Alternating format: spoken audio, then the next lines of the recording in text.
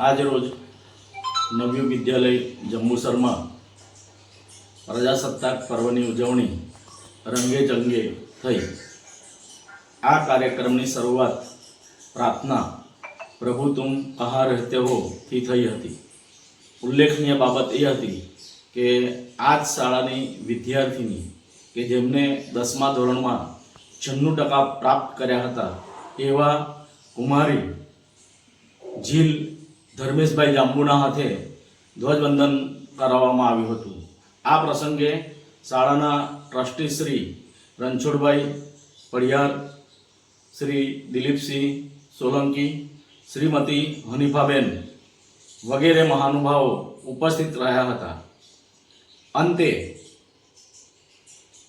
નવયુગ વિદ્યાલયના આદર્શ આચાર્ય સ્વર્ગસ્થ ભૂપેન્દ્રભાઈ શાહ સાહેબના જન્મદિવસ આજે હોય તેમના દીકરા શ્રી રત્નેશભાઈ શાહે શાળા પરિવારના વિદ્યાર્થીઓને મીઠું મોઢું કરાવ્યું।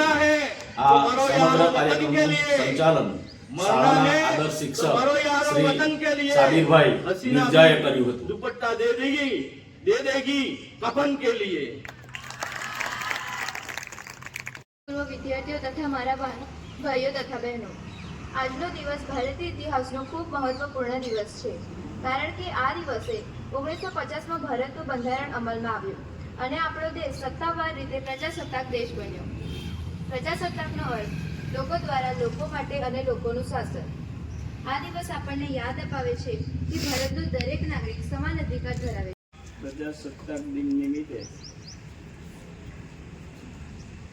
જેના દ્વારા આપણે ધ્વજવંદન કાર્યક્રમ કરવા જઈ રહ્યા છે તેવા જાંબુ જીલ કાર્યક્રમના અધ્યક્ષ હનીફા મેડમ, શાળાના આચાર્ય જીતેન્દ્રસિંહ ઠાકોર સાહેબ, સંજયભાઈ, શાળાના સારસ્વત મિત્રો,